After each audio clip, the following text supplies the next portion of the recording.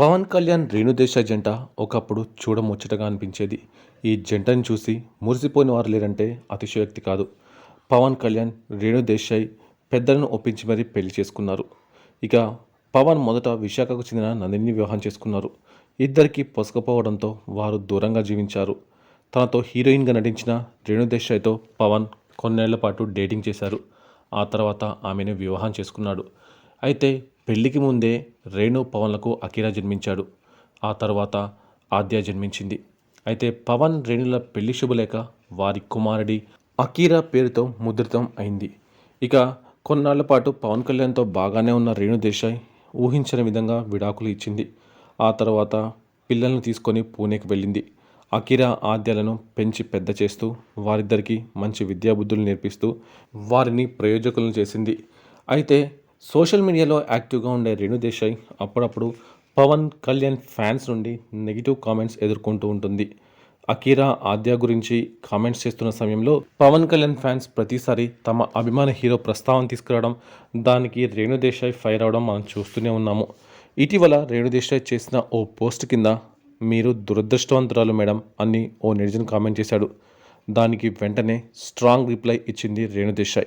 "నేను ఎలా అన్లక్కీ అనేది ఒకసారి చెప్తారా? మీ సమాధానం కోసం ఎదురు చూస్తున్నా" అంటూ రేణుదేశాయ్ రిప్లై ఇచ్చారు. అంతేకాకుండా ఆ కామెంట్లను స్క్రీన్షాట్ తీసి మరి కూడా పోస్ట్ చేసింది. "నా భర్త నన్ను వదిలేసి వేరే పెళ్లి చేసుకున్నంత మాత్రాన నేను అన్లక్కీ కాదు" అంటూ రేణుదేశాయ్ స్పష్టం చేసింది. "కొన్ని సంవత్సరాలుగా చేస్తున్న కామెంట్లు చూసి చూసి నాకు బాధగా ఉంది. అలానే విసుగు కూడా వచ్చేసింది. నా అదృష్టాన్ని కేవలం ఒక వ్యక్తితో ఎందుకు ముడిపెడుతున్నారు? నాకు జీవితంలో దక్కిన ప్రతి విషయానికి నేను చాలా కృతజ్ఞురాలిని. అలానే లేని దాని గురించి నాకు ఏ బాధ లేదు. కనుక విడాకులు తీసుకున్న ఏ మహిళ, పురుషుడు కూడా వాళ్ళ పెళ్లి వర్కౌట్ అవనంత మాత్రాన దురదృష్టవంతులు కాదని తెలుసుకుంటే చాలు" అంటూ రేణుదేశాయ్ ఆగ్రహం వ్యక్తం చేసింది. ఇక పవన్ కళ్యాణ్ ఫ్యాన్స్కి ఇండైరెక్ట్గా కూడా క్లాస్ పీకింది. "మనం 2024లో ఉన్నాము. ఒక వ్యక్తి అదృష్టాన్ని తన విడాకులతోనో, చనిపోయిన వ్యక్తులతోనో ముడిపెట్టడం ఇకనైనా ఆపండి. సమాజం మారాలి. విడాకులు తీసుకున్న వ్యక్తిని మనిషిగా చూడండి. వారి వారి టాలెంట్, కృషి ఆధారంగా మాత్రమే గుర్తింపు ఇవ్వండి. ఒకప్పటి ఆలోచనల్ని పక్కన పెట్టి మైండ్ సెట్ మార్చుకోండి" అంటూ రేణుదేశాయ్ అన్నారు. ఇక ఇదిలా ఉంటే రేణుదేశాయ్ ఇటీవల ఓ వీడియోని చూసి చాలా సంతోషించింది. ఆ వీడియోలో జానీ సినిమాలోని సీన్ను ఎడిట్ చేశారు. "నీలాంటి కొడుకు పుట్టాలి" అంటూ పవన్ కళ్యాణ్తో రేణుదేశాయ్ చెప్పే సీన్ను అఖీరా పవన్ కళ్యాణ్ వీడియోలను ఎడిట్ చేసి అచ్చం నాలానే అని చూపించేలా ఆ వీడియో ఎడిట్ ఉంది. ఆ వీడియో మీద రేణుదేశాయ్ స్పందిస్తూ "ఈ వీడియోని చూసి ఎంతో ఎమోషనల్ అయ్యానని, కంట్లో నుంచి ఆనంద బాష్పాలు వస్తున్నాయని, ఇంత బాగా ఎడిట్ చేసినందుకు థ్యాంక్స్" అంటూ రేణుదేశాయ్ దండం పెట్టేశారు. ఇక ఎన్నికల్లో పవన్ కళ్యాణ్ గెలుపొందడం, ప్రధానితో భేటీలు జరగడం, డిప్యూటీ సీఎంగా ప్రమాణ స్వీకారోత్సవం జరగడం, ఇలా ప్రతి సందర్భంలో అఖీరా కనిపిస్తుండడం, దానికి రేణుదేశాయ్ పోస్టులు చేస్తుండడం సోషల్ మీడియాలో మనం చూస్తూనే ఉన్నాము. అయితే రేణుదేశాయ్ ఏ పోస్ట్ చేసినా కొందరు మాత్రం కావాలని ఆమెని చిరాకు తెప్పిస్తున్నారు. ఎందుకో రేణుదేశాయ్ అంటే వారికి పడడం లేదు.